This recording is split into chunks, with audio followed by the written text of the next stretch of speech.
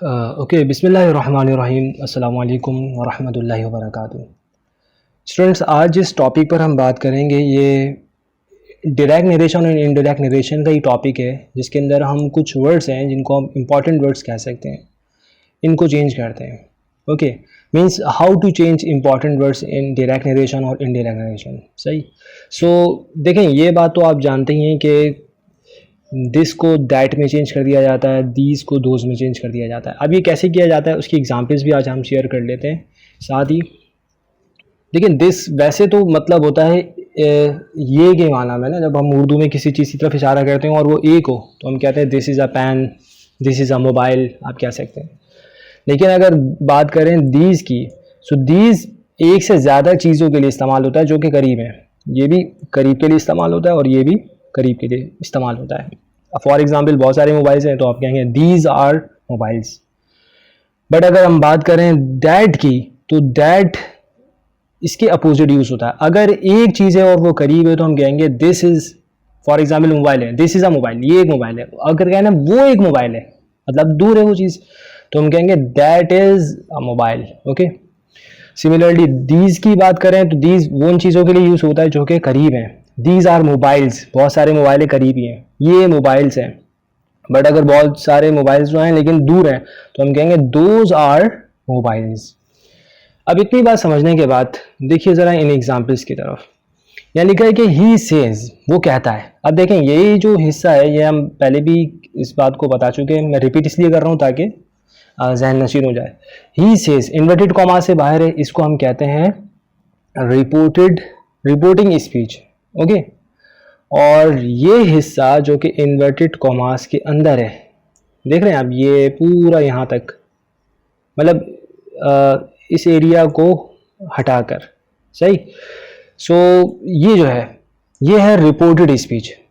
तो reporting speech जो है ये चूंकि प्रेजेंट में है, पास्ट में नहीं है, पास्ट में होती है तो यहाँ पर इसका जो टेंस है वो भी चेंज करता है। सो इसलिए आप यहाँ देखेंगे इस एग्जाम्पल में जो कि डायरेक्ट नरेशन से इनडायरेक्ट नरेशन की एग्जाम्पल है, सो इसमें आप देखेंगे कि सिर्फ प्रोनाउन को चेंज किया गया है, बल्कि प्रोनाउन भी चेंज नहीं हुआ क्योंकि यहाँ 30% है।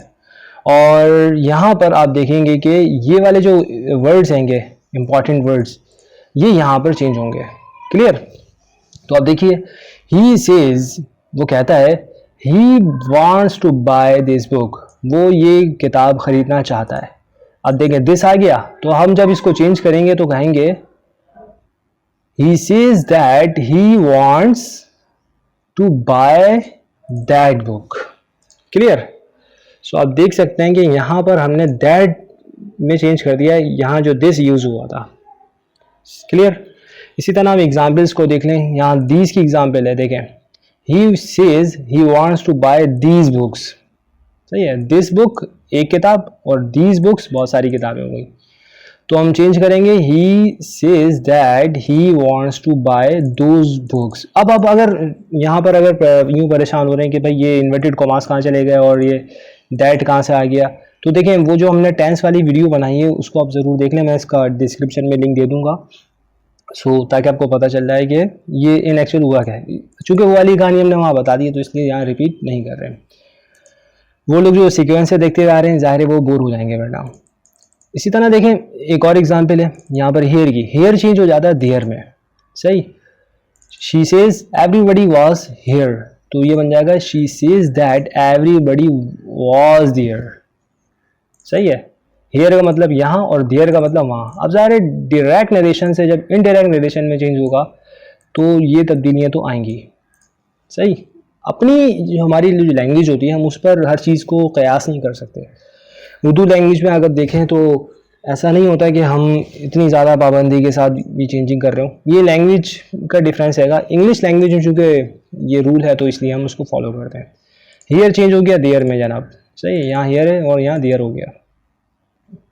अब नाउ जो है दैन में चेंज हो जाता है। नाउ का मतलब होता है अब और दैन का मतलब तब।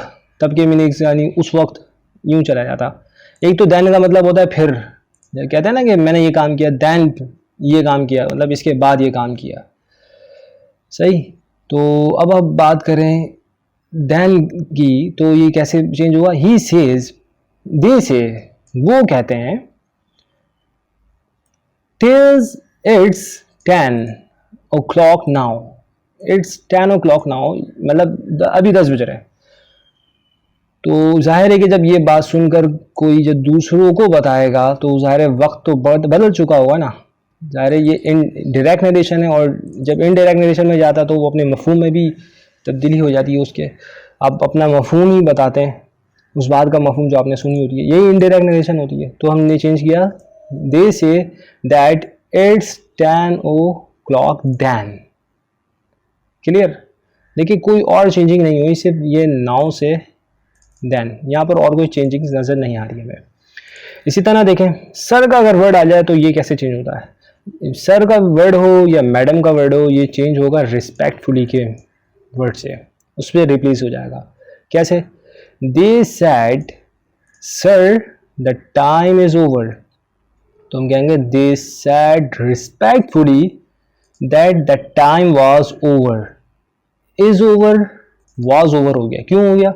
इसलिए कि यहाँ जो आप देख रहे हैं ना, ये reported speech, sorry reporting speech, जो इन्वर्टेड कॉमा से बाहर का हिस्सा होता है वो रिपोर्टिंग स्पीच कहलाता है। तो रिपोर्टिंग स्पीच चूंकि यहाँ पर पास्ट में है, इसलिए यहाँ जो ये कह लेंगे सेंटेंस है, ये प्रेजेंट से पास्ट में गया है। टेंस होता तो वो भी उसी के अकॉर्डिंग पास्ट में चला जाता। अगर प्रेजेंट इंडेफिनिट होता तो पास्ट इंडेफिनिट हो जाता। सही है? तो यहाँ पर ये चेंजिंग हो गई। मैडम रिस्पेक्टफुली में चेंज होता है, they said madam the time is over, तो बन जाएगा they said respectfully that the time was over. देखिए एक चीज और याद रख लें, रिस्पेक्टफुली का मतलब है मुअद्दबाना, यानी रिस्पेक्ट के साथ। सही है? तो दे सैड उन्होंने कहा, मैडम ज़ारे ये एक ऐसा वर्ड है जो कि रिस्पेक्ट के लिए यूज होता है। सर ये वो वर्ड है जो इंग्लिश लैंग्वेज में रिस्पेक्ट के लिए यूज होता है। तो जब इसको चेंज किया तो ये सर और मैडम वहां नहीं लिखा, बल्कि कहा दे सैड रिस्पेक्टफुली, उन्होंने रिस्पेक्टफुली इज्जत देते हुए कहा। और फिर यहां से हमने, जैसे दैट ऑप्शनल होता है, सही है, फिर ये पूरा यहां से वहां पे चला गया, प्रेजेंट से पास्ट में, that the time was over. Clear है? इसी तरह यही चीज हम देख रहे हैं, दे सैड रिस्पेक्टफुली, उन्होंने रिस्पेक्टफुली कहा that the time was over. अब इतनी बात समझने के बाद आइए और एग्जाम्पल्स की तरफ। टुडे चेंज हो जाता है दैट डे में। सही है? कैसे चेंज हो जाता है? शी सैड, उसने कहा, I am going to London today, तो हमने चेंज किया इसको कि she said that she was, I am going present continuous है तो ये बन गया past continuous, she was going. अच्छा ये आई, यहाँ तो आई एम लिखा था, यहाँ शी कैसे आ गया? भाई ये प्रोनाउन वाली क्लास में हमने समझा है। क्लियर है?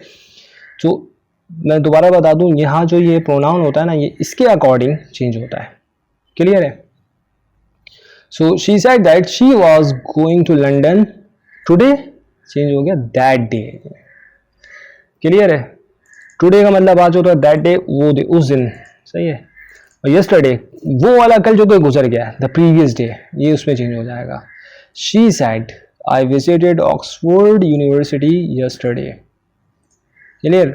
सो इसको हमने यूं चेंज करना है कि she said that she had visited Oxford University the previous day. सही है? यस्टरडे क्या बन गया? The previous day. फिर मैं दोबारा बता दूं, आई विजिटेड ऑक्सफोर्ड यूनिवर्सिटी, ये बन गया she had visited Oxford university. तो ये क्यों हो गया जनाब? ये तो पास्ट इंडेफिनिट था। भाई जाहिर है पास्ट इंडेफिनिट हो तो पास्ट परफेक्ट में चेंज होता है। दोबारा याद रखिएगा कि ये वाला जो हिस्सा है जिसको हम रिपोर्टिंग स्पीच कहते हैं, इन्वर्टेड कॉमा से बाहर वाला हिस्सा, अगर ये पास्ट में है तो टेंस चेंज होगा। पास्ट में था इसलिए हमने इसके टेंस को चेंज कर दिया। देखिए एक और वर्ड है हमारे सामने, टुमारो। टुमारो चेंज हो जाता है द नेक्स्ट डे में। अब फॉलोइंग डे में भी इसको चेंज कर सकते हैं।